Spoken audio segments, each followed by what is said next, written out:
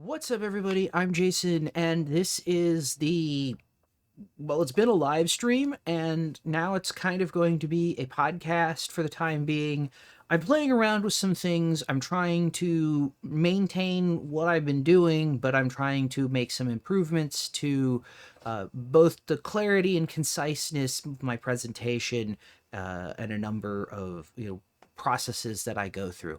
Now, I've said in many of my other videos, and I'm going to repeat it in this one, that there is a certain aspect of these podcasts, live streams, they have been for a while, vlogs, whatever you wish to call them, that it's purely for my own benefit. In my experience, presenting to the camera, presenting, period, setting up, shooting, recording, doing all of this stuff is a perishable skill.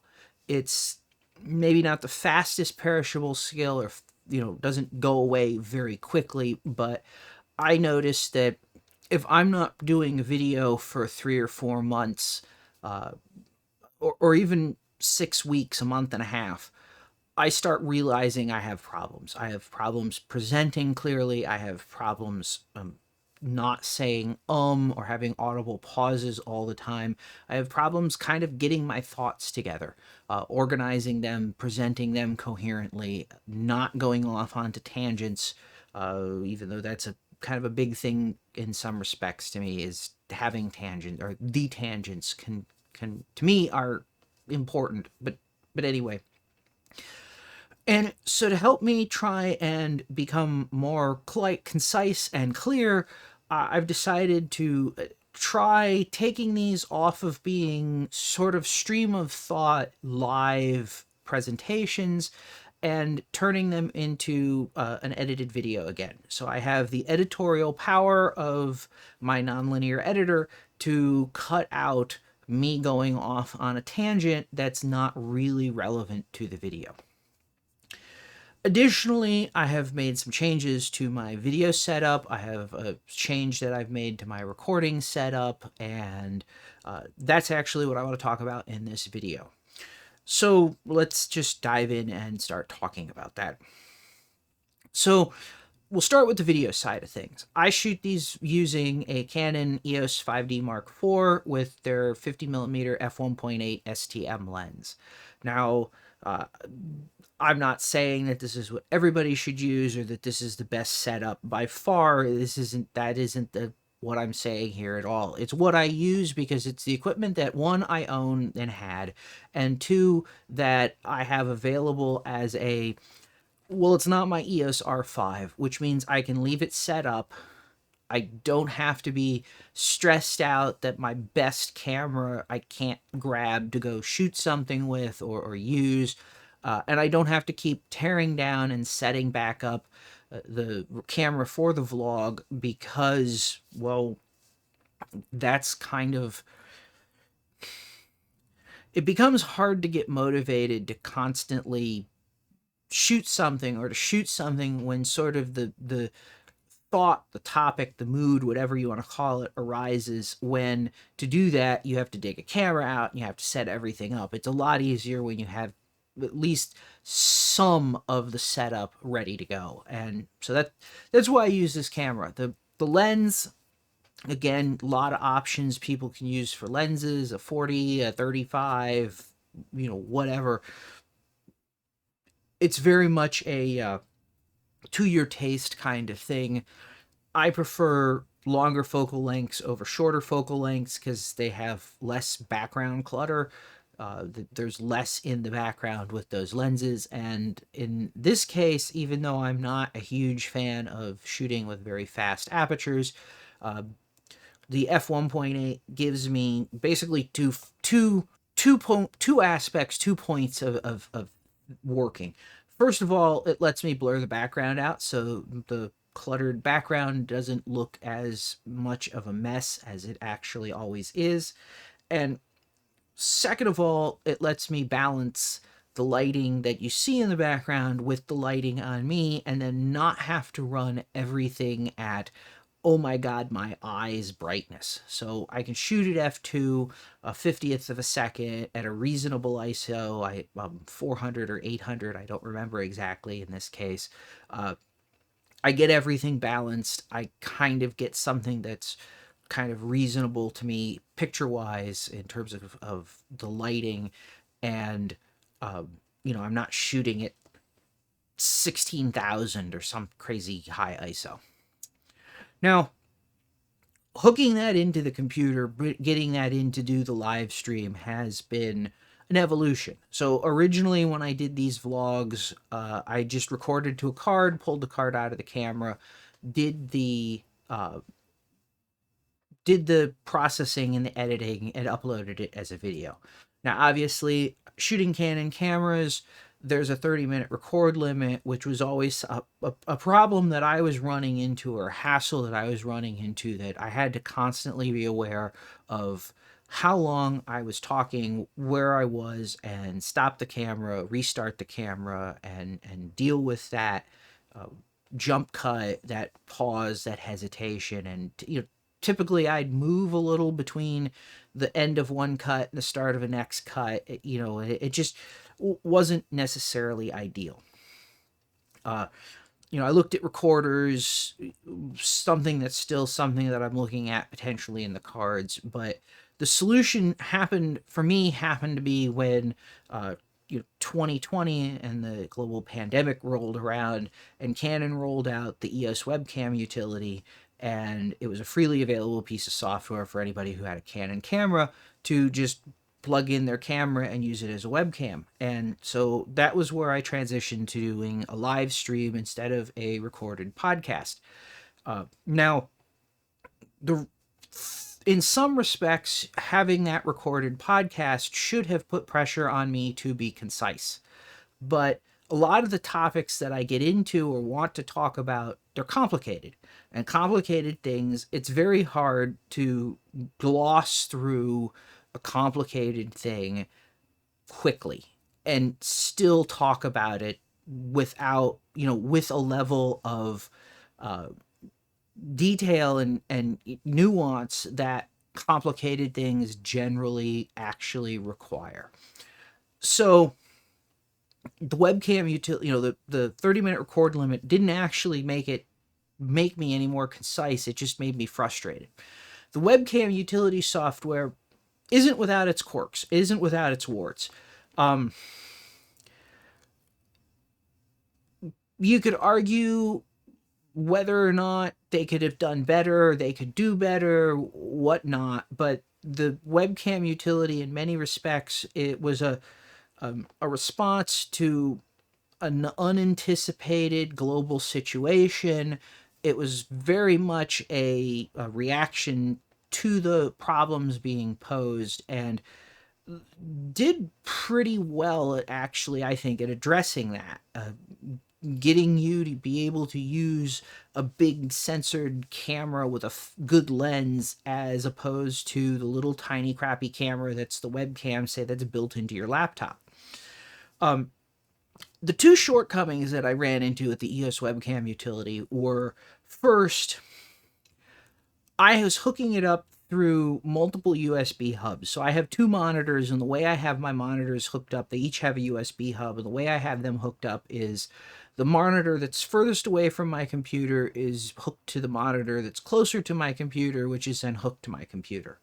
And the EOS Webcam Utility absolutely did not like, whether it was the webcam utility or something else, did not like that setup. They're all USB 3 devices. They all work fine with basically everything else. But for the EOS Webcam Utility, the camera would just drop out and restart occasionally. And it wasn't a power issue with the camera. It had something to do with the USB signal. So a couple weeks ago, or a couple streams ago at least, I moved the camera over to this position where I could plug it directly into my workstation instead of routing it through several monitors. That cleared up that problem, and that works fine. The second problem is something that I can't clear up by plugging, or couldn't clear up, as much as I should also put problem in quotes. The second problem is something I couldn't clear up just by plugging the camera in somewhere else. And that's that the EOS Webcam Utility provides a fairly low resolution stream. The way it works, as best as I can tell, is it piggybacks on the computer live view feed that is fed to, for example, Canon's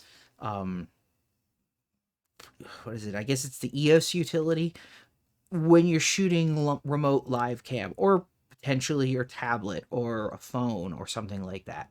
And that feed is 1024 pixels wide, and in the case of the EOS Webcam Utility, 16:9 aspect ratio, 576 pixels high. So 1024 by 576 is not a really high resolution signal. It's lower resolution than full H or than standard HD. It's much lower resolution than full HD 1080p. Now, in having looked at those videos, because I watched some of my, I watched the videos, double checking them and whatnot, the quality is still way better than a webcam, but it is not full HD. It is not, doesn't carry the quality of full HD. And so, yes, on one hand, it's not world ending that it isn't, and it's still, I felt, reasonable quality. Like the video quality wasn't horrible. On the same token, it was, I'd like to have better. I'd like to be at full HD. I do everything else at full HD. I do all of my video content at full HD. So being able to record, shoot, stream, whatever, my live streams, my, podcast, whatever you wish to call it, in full HD was something that I was looking for. So that was an upgrade. Now, how I upgraded to that was I bought the cheapest USB HDMI capture dongle that I could get on Amazon. It was $10. They're not the greatest thing in the world, but they're actually not horrible either. Which is, I think, kind of surprising in some respects. The latency is horrible. It's got 200 plus milliseconds of latency, which is just bad. Like, I don't know what else to call or what else to say. It is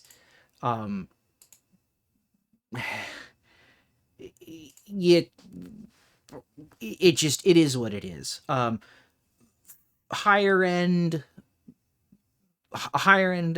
capture device, a PCI Express capture device, something like that, almost certainly would have much lower latency, but hey, it was $10. And I have a philosophy for a lot of this stuff, which is build up. Don't start at the top and then realize that you spent all this money and you're not actually going to do it. So I started with the EOS Webcam Utility because I already had the camera and the software was free. I did a bunch of live streams with it. I realized that it was something that I was interested in doing at a minimum to maintain the perishable skill of presenting and improve that skill and improve my ability to talk to a camera, which, incidentally, if you don't do this, if you're not a streamer, camera presenter, there is a huge difference between talking to a lens and maintaining eye contact with the lens and so forth, and talking to people in person.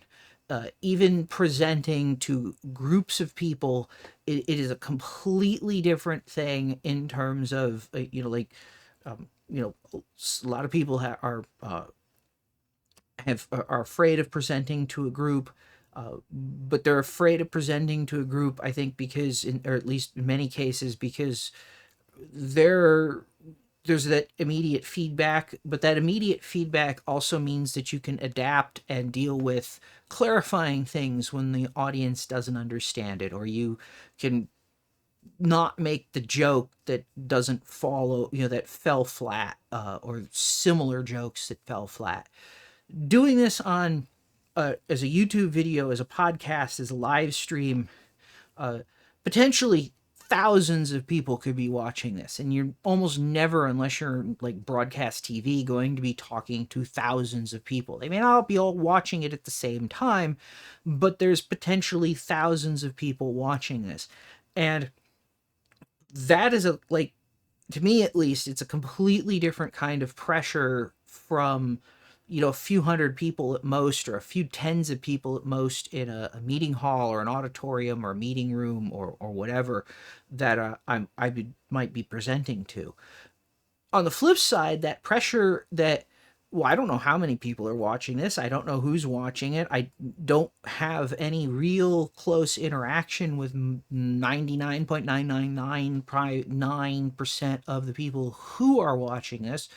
And I can block, mute, and remove nasty comments. So if somebody wants to be really critical and nasty about something, that can be shut down in a way that, a heckler in person can't necessarily be shut down. But the pressure, there's a similar thing, but it's a completely different thing. So back to the hardware. USB HDMI capture device. Cheap. It's a step up. So, like I was saying, so if I started with free, discovered that it was something that I wanted to continue doing. Now, I could jump whole hog into something like a Blackmagic Decklink, or a Blackmagic ATEM Extreme ISO or something like that. Put a lot of money into much better recording hardware and have that kind of capability. I'd certainly have probably lower latency. I'd have better sound synchronization. I'd be able to run XLR mics in. There's a lot of things that, for example, the ATEM recorders, there's a lot of things where there's certainly benefits and streamlines over what I'm doing now. And that's a direction that I'm probably going to be headed in to improve the quality again and streamline the process. But before dropping $300-400 or more than $1,000 on that hardware, I wanted to step up to see, again, does increasing the resolution, increasing the quality, increasing whatever, is that providing me with something useful? So I stepped up to a cheap HDMI USB capture dongle. It's a USB video class device, so it doesn't need drivers. It just pops up in Windows as a webcam. Same thing in Mac OS. Now, here's where I think people may get super caught up with this, on this, and it has to do with codecs and bitrates. And one of the things that I've noticed in the last 2 years that I've been really starting to focus on and improve and work on and learn video is people put a lot of emphasis. I see this when I'm trying to learn about things, when I'm doing research, when I'm watching a B&H video or a YouTube video or Canon or anybody, especially if you start looking at videos from people who make recorders, Atomos, that kind of thing.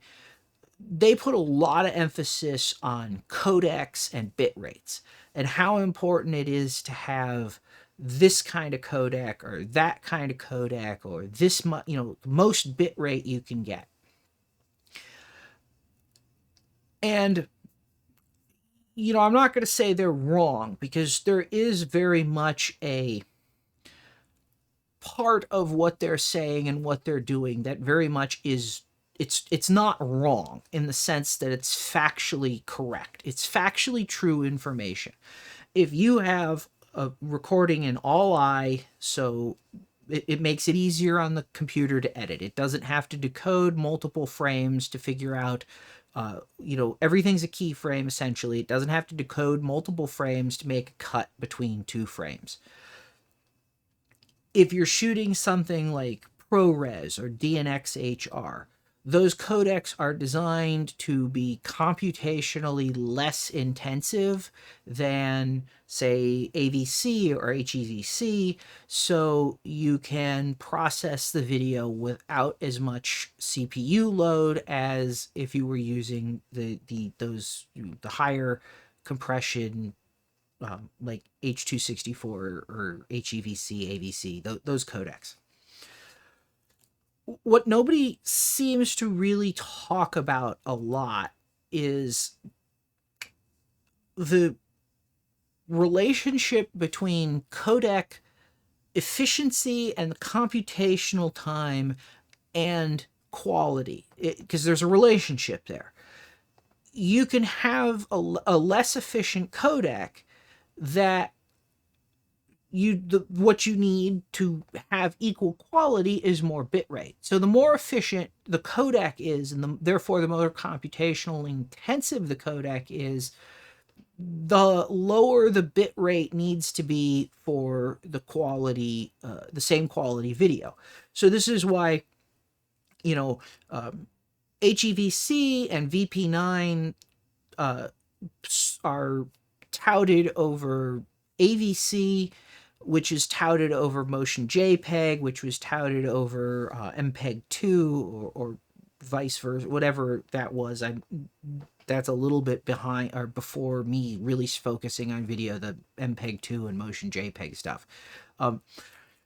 Where those really shine is if you're putting data out over the internet. So you have limited amounts of bandwidth. You have a limited speed connection, say, between your phone and YouTube.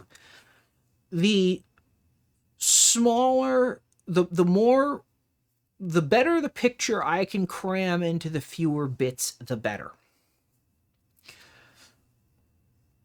When you don't have that limitation of bandwidth, or that limitation on bandwidth is way higher, you can use way more bandwidth, you just don't need as computationally expensive of a codec to compress things. So people gave Canon a lot of crap. The 4K video on the 5D Mark IV was shot, it was compressed as 500 megabit Motion JPEG. And why didn't they use H.264 and blah, blah, blah. And yes, there's very much is a level of, if they'd have done 500 megabit H.264, the image quality would be better. If they'd have done 200 megabit H.264, the image quality would have been better. And eventually, with the R5, R6 subsequent cameras, they switched to H.264, largely because they have more buffer RAM in them for the processing, for the requirements, because to compress, again, H.264, AVC, HEVC, those two codecs, they're not only more computationally intensive, but because they have to store what has happened to make the predictions for the P and B frames. And that's, even if you don't use that, that's still a mode that's offered, so it's still something the camera has to deal with. The buffer memory the memory in the camera has to be there to support that information. So if you only have 500 meg or 512 meg of memory in a camera and you're trying to do 4K video, and that requires, I believe, about 2 gig, a gig to 2 gig, it just isn't going to work using H.264. You just don't have, the memory just isn't there. But Canon got a lot of crap, and the reality is that at 500 megabits, Motion JPEG isn't horrible. It's not the greatest. You're paying for it in file size, but you're still getting reasonable image quality. Now, as a USB video class device, this HDMI capture dongle is also using Motion JPEG. It's not using H.264, even though that's available in the spec, but that would have cost more and you wouldn't have a $10 device. So it's using the bare minimum that's available and that's cheap, and that's Motion JPEG. Now, the response then is that, I would see a lot of people trying to make is, well, if it's motion JPEG, it's crap.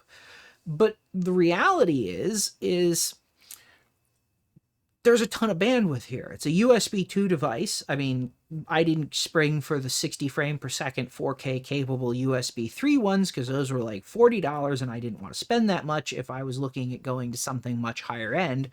But USB 2 offers 480 megabit of bandwidth. In testing this, it doesn't use all of that. It only uses about 172 to 170 to 200 megabit for transferring the signal. But if you stop and think about this, 4K on the 5D Mark IV was 500 megabit. So I'm running a little under half, or this dongle is running a little under half the bit rate, but going from 4K to 1080p means that you're transferring a quarter of the resolution because the resolution scales as a square. So there's actually more bits per frame available with this dongle at 1080p than there is in the recording internally of the 5D Mark IV for 4K using motion JPEG. And of course, I keep saying the 5D Mark IV because if you go to an EOS R5 or an R6, they do 4K in H.265 and or 4 or 5 in those cameras, and you can get 500 megabit H.265 out of the the EOS R5, or I think the R6 will do it as well, but don't quote me on that.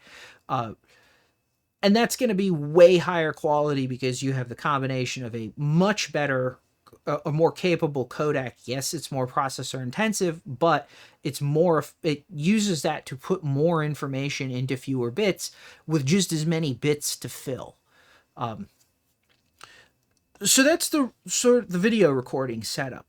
I'm piping this back into OBS Studio, or whatever the heck it's called, OBS, the free one, and I fiddled with some things in that, and I'm actually recording to ProRes ProRes proxy as opposed to H.264. That's an experiment. I'm not sure if I'm going to keep doing that or what it matters, because I don't seem to have a problem editing H.264 on my workstation in DaVinci Resolve or really anything else. So I'm not sure that ProRes proxy is really going to give me anything. Going up to ProRes LT is going to substantially increase my the bit rate that I need. So I go from a target data rate at 24p of 36 megabits per second, or about 16 gigabytes an hour, to 82 megabits per second, or about 37 gigabytes an hour. What I don't know yet, and this is something I've struggled with for the entire time that I've been for as long as I've been shooting video, is I don't yet know if I'm really seeing improvements with higher bitrate codecs.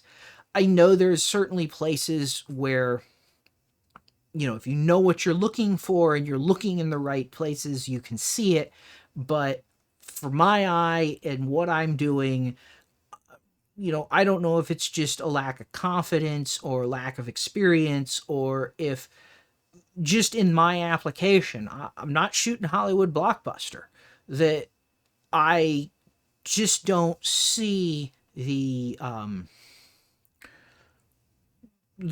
improvements spending 2 or 3 or 4 times as much disk space per for the video versus what I'm actually spending. Now, ProRes is probably not the best codec for me. I'm on Windows. I don't use Final Cut Pro. I don't deal with Macs. DNX HR is probably a little bit better option. I may try playing with that.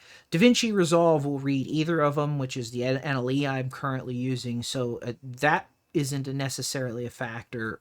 But playback outside of Resolve, looking at scrubbing through the clips, could be a factor. So that's something I'm still playing with. So let's jump over, talk about audio real quick. Audio is something that I have struggled with for as long as I've been doing video. It's just, I have a hard time with it. It's not, it's a completely foreign process from, say, photography, from dealing with images. And so the one big truism that I've found in audio is the closer you put the mic to the source of the sound you want to record, and the further away it is from all other sounds, the better off the quality of your recordings are. And as a result, I've done almost all of my videos using a lav mic because it's clipped to me and it's far away from every other noise source that I have in my environment. Now, I live in Florida. It gets hot here, so I have air conditioners running, I have fans running, I have my workstation running, which, you know, if I'm live streaming, it's doing the processing, and as quiet as I've sort of built it, it's not dead silent. So noise and the noise floor in the recording environment has always been, or is an issue. It's something I have to deal with and overcome. So I've used a lav. I use a Rode Wireless Go. The Rode, I actually use a Rode Smart Lav Plus because it's what I had from recording into a phone, essentially. And that got me a good signal. Now, the problem that I have with recording with a lav is I have to put it on, I have to make sure everything's turned on, it's more buttons, it's more batteries to charge, and so on and so forth. So after doing shooting a video, or doing I don't even know what you want to call it, a podcast, I guess, with Chris Spiegel of same named YouTube channel. The video will be coming sometime next week, hopefully. He uses a mic boomed, you know, in the traditional kind of boomed in position. So in finagling with my setup, I kind of decided, look, I'm going to give this a try. So this video is actually being recorded with my Rode NTG2 into my Zoom F6 as an audio interface, just to see how it goes. Now, one of the nice things about sort of doing these kinds of like a live recording this way is I can leverage NVIDIA's RTX voice or Open Broadcast, OBS's noise reduction filtering, and they seem to actually, for whatever reason, for me at least, seem to actually work better than trying to do manual noise processing or noise reduction in something like Resolve or Audition or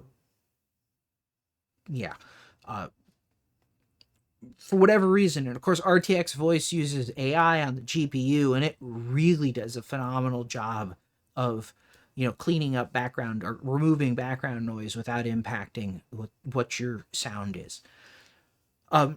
So that's the changes that I've made. New audio or new video interface. I'm running with a different mic. I'm still playing with them. I'm always playing with lighting, so that's not a big thing to talk about. But I wanted to give this a shot. I wanted to see how this all works. I want to sort of see if there isn't something that I can do here to sort of improve the quality, improve the production value, improve the workflow, and still keep a reasonable, content production type pace. So with that said, thanks for watching. Like, subscribe, do the regular YouTube stuff, and I'll see you next time.